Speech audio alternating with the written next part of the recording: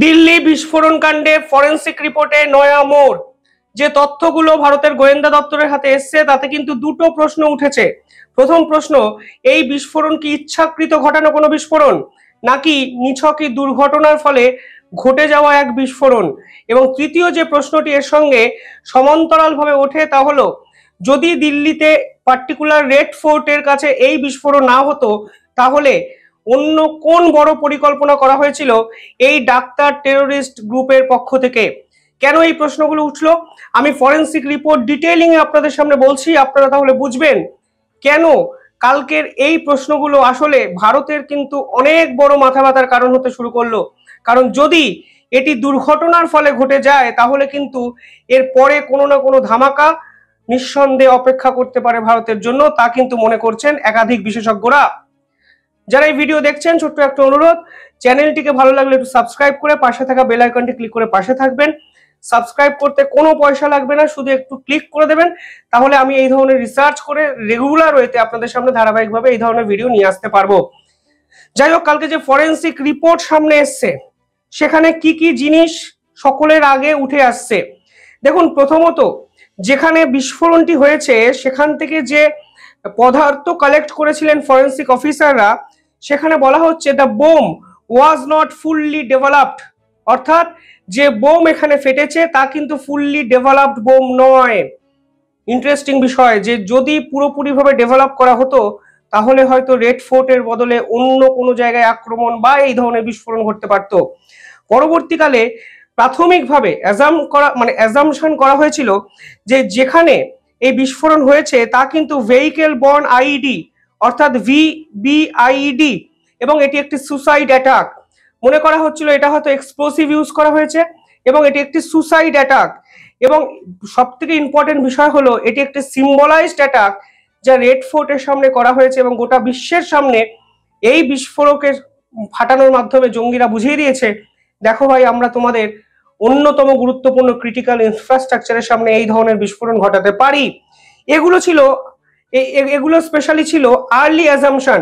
এবং পরবর্তীকালে আমরা ফরিদাবাদ টেরর লিঙ্কের যুক্ত একাধিক তথ্য পাই, যেখানে আমরা দেখতে পাই যে এই বিস্ফোরক যিনি ঘটিয়েছেন তিনি একা নন, তার সঙ্গে আরো অনেকে জড়িত, অনেক ডাক্তার জড়িত, এবং এটি একটি বৃহত্তর হোয়াইট কলার টেরর নেটওয়ার্ক, যেটা কিন্তু আমাদের ভারতের গোয়েন্দা দপ্তর অত্যন্ত সুনিপুণ দক্ষতায় ভেস্তে দিয়েছেন এই নেটওয়ার্কটিকে।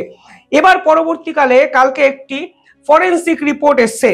এবার ফরেন্সিক রিপোর্টের প্রথম পয়েন্টে বলা হচ্ছে no crater at blast site, অর্থাৎ সাধারণত যেখানে বিস্ফোরণ ঘটানো হয় সেখানে মাটির তলায় একটা গর্তের সৃষ্টি হয়। আপনারা যদি কোনো চকলেট বোম ফাটান দেখবেন মাটিতে কিন্তু এর একটা রিফ্লেকশন হয়। ফলে এখানে যদি আইইডি এই ধরনের বিস্ফোরক যদি ফাটে তাহলে মাটির তলায় গর্ত হয়ে যাওয়ার কথা ছিল, কিন্তু গর্তটি হলো না কেন? তাহলে কি বোমটি শক্তিশালী বোম নয়, নাকি বোমটি ফুললি ডেভেলপড নয়? প্রথম প্রশ্ন কিন্তু সরাসরি তোলা হয়েছে ফরেন্সিক রিপোর্টের পর। পরবর্তীকালে এখানে বলা হয়েছে যে কোনো ধরনের ক্র্যাটার খুঁজে পাওয়া যায়নি, কোনো ধরনের এমন পদার্থ খুঁজে পাওয়া যায়নি যাতে এই বোমটি শক্তিশালী বোম হিসাবে চিহ্নিত করা যেতে পারে। পাশাপাশি এখানে মেটালিক ফ্র্যাগমেন্টস এবং অ্যাবসেন্স অফ সারফেস, এই দুটো পয়েন্টে আপনাদের গুরুত্ব দিতে হবে। যেখানে ফরেন্সিক রিপোর্টে বলা হচ্ছে যদি শক্তিশালী বোম ব্যবহার করা হতো তাহলে অনেক শার্প মেটেরিয়াল থাকতো, অনেক খোঁচা খোঁচা মেটেরিয়াল থাকতো, যেগুলো ফাটলে মানুষকে জখম করার জন্য ইম্পর্টেন্ট গুরুত্বপূর্ণ পার্টিকেল হিসেবে কাজ করতে পারে। কিন্তু এইখানে ফরেন্সিক রিপোর্ট বলছে যে যারা এই বিস্ফোরণে মারা গেছেন তারা অনেক বেশি আগুনে পুড়ে মারা গেছেন রেদার দ্যান বিস্ফোরক পদার্থে। মানে বুঝতে পারছেন কি বলছি? যে বিস্ফোরকটি ফেটেছে, আশেপাশে সবকিছু আগুনে ঝলসে গেছে, ফলে এখানে মৃত যারা ব্যক্তি তারা আগুনে পুড়ে মারা গেছেন বেশি, বিস্ফোরকের তুলনায় মারা গেছে কম। এই ধরনের ফরেন্সিক রিপোর্ট কিন্তু উঠে এসছে এবং এখানে বলা হচ্ছে যে অনেক বেশি এখানে আগুনের প্রভাব দেখা গেছে কিন্তু শার্প কোনো মেটেরিয়ালের প্রভাব দেখা যায়নি।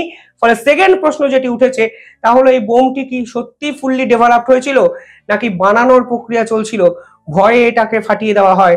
কারণ যখন দেখা গেছে আততায়ের বাকি বন্ধুরা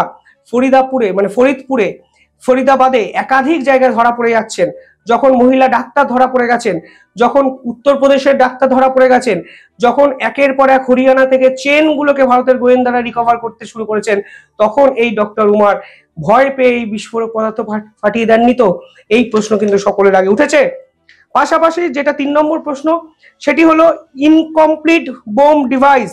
কারণ যেখানে আইডিটা পাওয়া গেছে, বিস্ফোরকটি পাওয়া গেছে, যে কালেকশন করা হয়েছে তথ্য মানে মেটেরিয়ালটি, সেখানে বলা হচ্ছে এই আইডিটি ফুললি অ্যাসেম্বল করা হয়নি, অর্থাৎ সম্পূর্ণভাবে তৈরি করা হয়নি, এর প্রসেসটি চলছিল। ফলে অত্যন্ত ইম্পর্টেন্ট ডেভেলপমেন্ট। এবং সেখানে বলা হচ্ছে দ্য ডিনোটেটার্স, মানে যেগুলো ফাটানো হয়, এবং যে ট্রিগিং মেকানিজম ইনপ্রপারলি কানেক্টেড, অর্থাৎ এই যে চেনটা টেনে বোমাটা ফাটায় এবং এই যে শক্তিশালী পদার্থগুলো থাকতো সেগুলো অ্যাসেম্বল করা হয়নি, সেগুলো কিন্তু ছিন্ন বিচ্ছিন্ন অবস্থায় ছিল। অর্থাৎ 100% মডিফিকেশন এই বোমটার কিন্তু করা হয়নি, যা ফরেন্সিক রিপোর্টের সামনে এসছে। এবং 5 নম্বর পয়েন্ট, এখানে পরিষ্কার বলা হচ্ছে explosion triggered by panic or misleading, যে বিস্ফোরণ ঘটানো হয়েছে সেটা আতঙ্কগ্রস্ত হয়ে করা যেতে পারে, কিংবা কোথাও না কোথাও এই পুরো বিষয়টা মিসহ্যান্ডেলিং এর ফলে হয়ে গেছে।